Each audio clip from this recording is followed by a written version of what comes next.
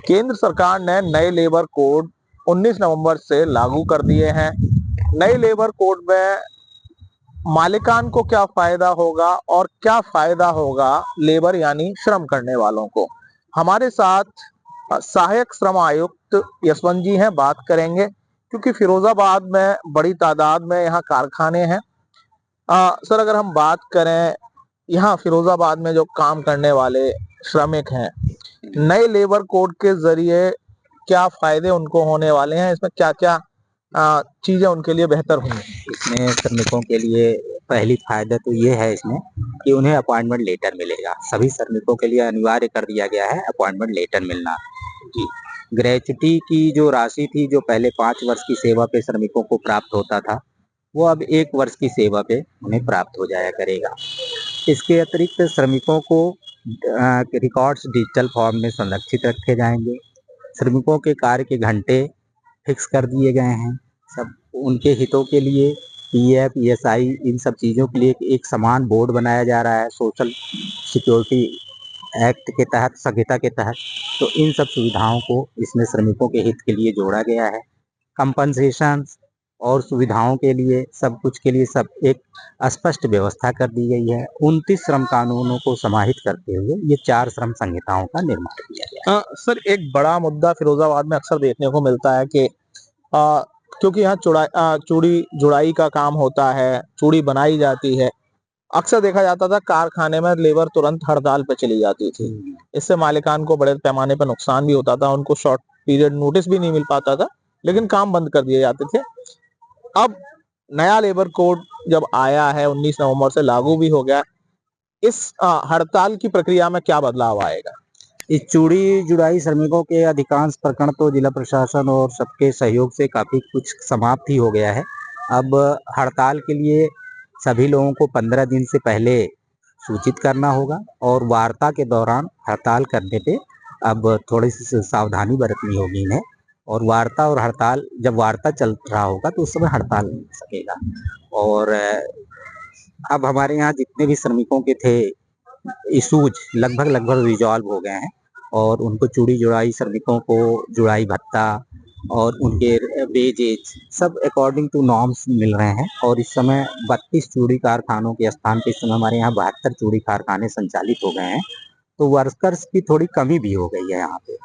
कारखाने पूरे क्षमता के साथ और शांतिपूर्वक ढंग से चल रहे हैं।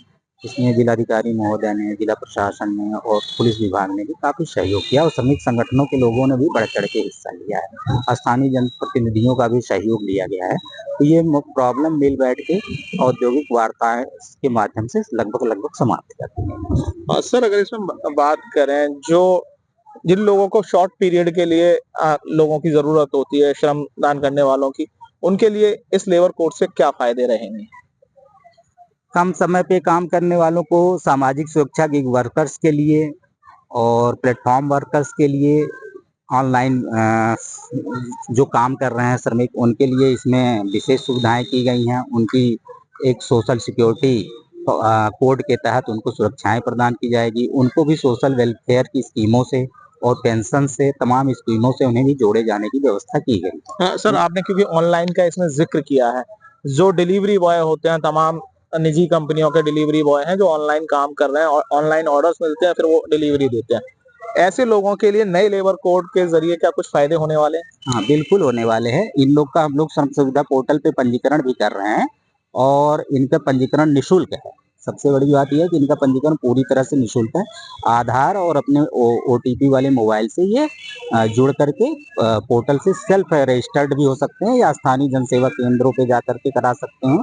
श्रम विभाग भी इसके लिए सुविधा इनको प्रदान कर रहा है, यहाँ भी करा सकते हैं। तो इस रजिस्ट्रेशन के उपरांत इन ऑनलाइन वर्कर्स को सारी सुविधाओं और वेलफेयर स्कीम से जोड़ा जाएगा। अभी तक ये पूर्व के श्रम कानूनों में इनके लिए कोई विशेष व्यवस्था नहीं थी।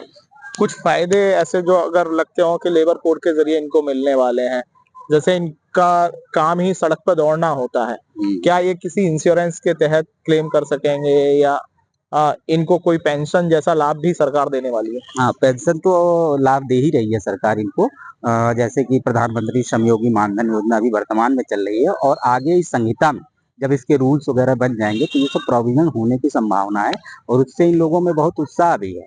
दुर्घटनाओं को रोकने के लिए एक्स ग्रेशिया योजना अभी चल रही है भारत सरकार की, उससे लेकिन अभी वो 2022 तक के श्रमिकों को जिनकी दुर्घटना हुई है उनको हुआ है।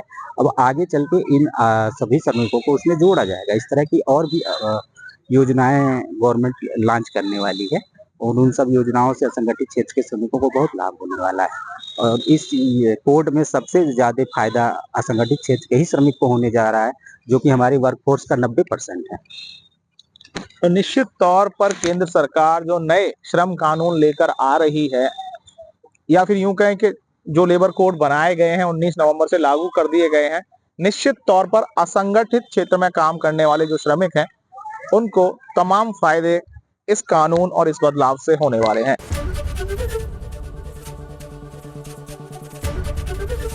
एबीपी गंगा, खबर आपकी, जुबान आपकी।